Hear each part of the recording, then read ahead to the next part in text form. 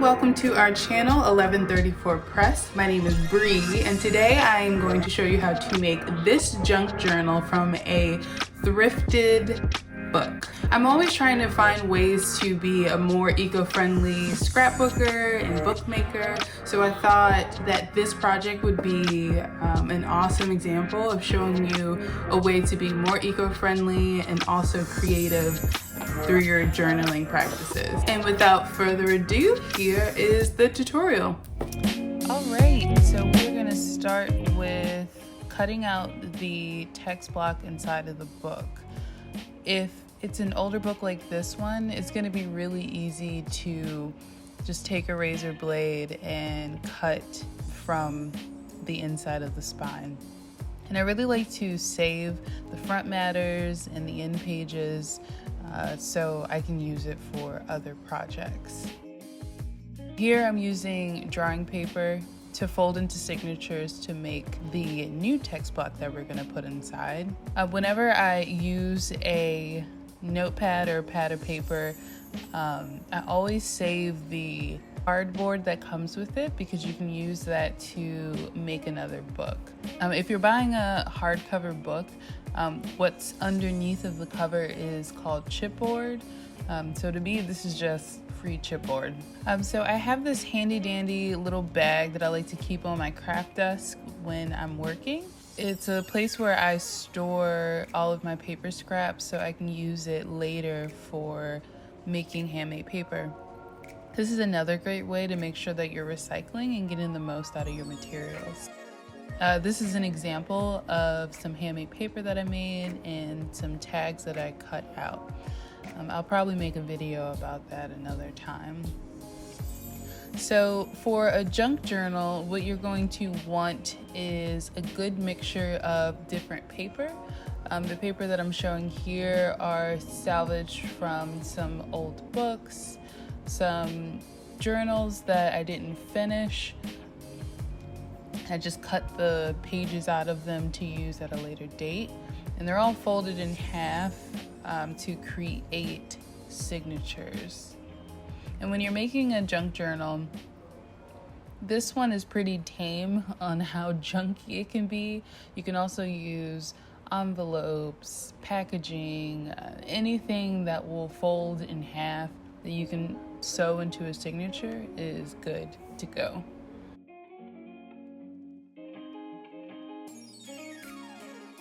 Here I used about 8 pages. Yeah, it was 8 pages that I used, and I created 5 signatures. And clearly you can see that some of these pages are way bigger than the book that I'm going to sew them in. So after I get them all lined up the way that I want them to, I'm going to cut them down to size. And when you're cutting your signatures down, you always want to leave a little bit of space. So you don't want them to touch exactly at the end of the cover. You'll damage your pages faster than if you didn't, if you left like, I think on this particular book, I left like half of a quarter of an inch all the way around. So what you want to do once you have all of your signatures together is to just see if they'll fit comfortably on the inside of your book. So once I make sure that I have enough signatures to fill the spine, the next step is to punch holes into the folds. I didn't record myself doing this process, which is kind of important to doing the kettle stitch. So I'm going to link in the description of a really good video of someone doing a kettle stitch.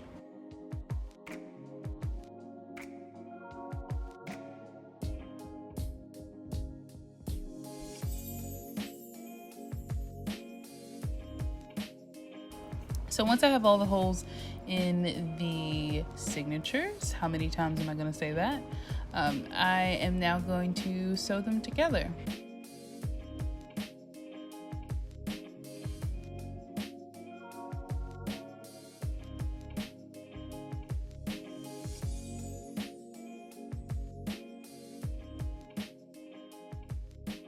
You want to go through the first hole, and I like to use washi to keep it from sliding before we get to the part where we are tying it off. And then you're just weaving the thread inside to outside until you get to the end.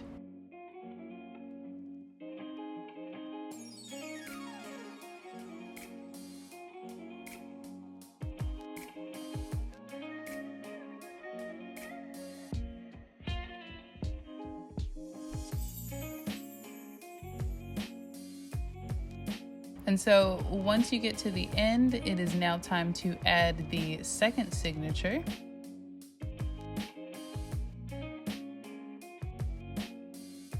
And we are going to enter into the hole that is right above the one we just exited on the first signature. And then we're going to weave into the second hole, or the hole closest to the one we just exit through. We're going to connect the second signature into the first signature by entering into the hole that's underneath of it. So once we go through that hole in the first signature, we are going to close the gap and enter into the one right next to it. And when we come out of that first signature, we're then going to go back into the second one.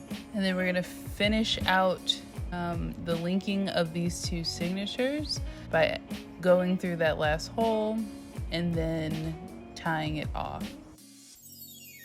And like I said, this video isn't a tutorial on how to make or how to do the Coptic stitch. Not Coptic stitch, on how to do the kettle stitch. And again, I'm going to link a better video on how to describe that process in the description below. Maybe one day I'll make a official binding video. And also, you don't even have to do a kettle stitch binding. You can really do almost any one, as long as you are connecting the different signatures together. This is just the one I decided to do.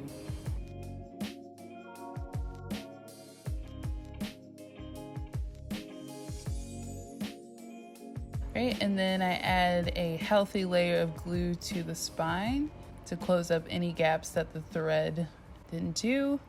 And then I put it underneath of a stack of books, or you can use a book press if you have one.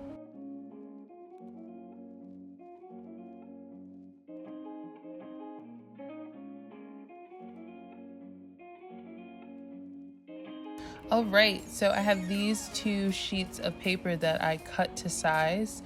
I cut them to the size of the text block. And you always want to fold the pretty side on the inside, because we're going to glue these pages onto the text block that we just sewed. So we are going to put in a sheet of paper underneath of the first page, so just in case if any glue leaks out, you don't want to damage the one underneath of it. Want to pay close attention to making sure that the edges are nice and glued up. And you don't need to oversaturate it. Mod Podge is pretty strong. You don't want your paper to be too warped.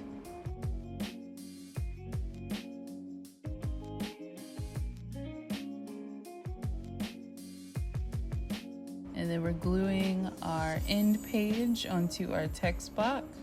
And I just put down a fresh sheet just in case any glue squeezed out while I was flattening it out. And you will do the other side the same way.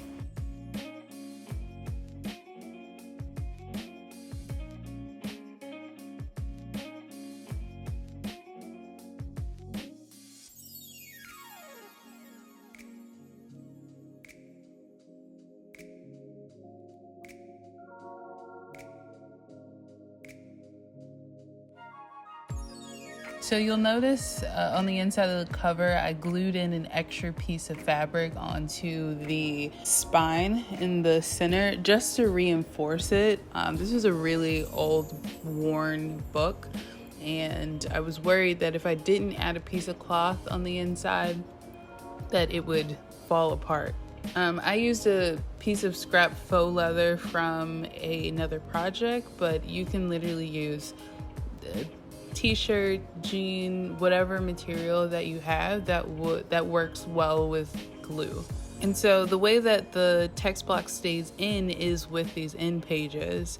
So you're going to add some glue onto the blank side and just line that up so you're covering the old paper, and you're going to do the same on the other side. I love junk journals because I feel like having varying pages unleashes my creativity, which sounds so ridiculous. But no, seriously, I really like having just a textured background to add dimension to a collage spread.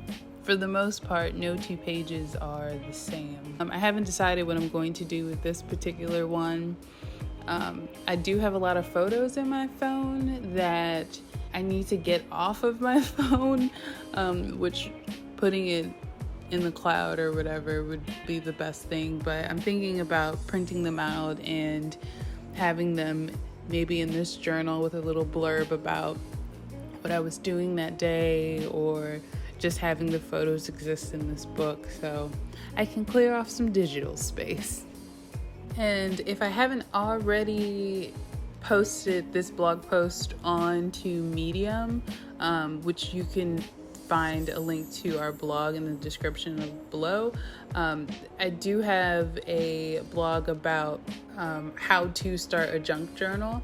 So if you want more resources on that, that would be a great link to check out. And again, if I haven't posted that blog yet, it will come out next week. It's just sitting here on my desktop waiting to be published. And if you are looking for other or more inspiration for how to use your junk journal, Instagram is a really good resource. You can follow me at Bree B Journaling to see some of the things that I've been doing with my journals, or you could just look up the hashtag junk journaling, and there's a huge community of people doing really cool stuff with their junk journals. Thank you all so much for watching this video. If you like it, make sure you like and subscribe. Next week, I am going to be showing you some different DIYs and scrapbooking things that you can do with the text block that we took out of the thrifted book today. We will post a new video on Wednesday, and we hope to see you there.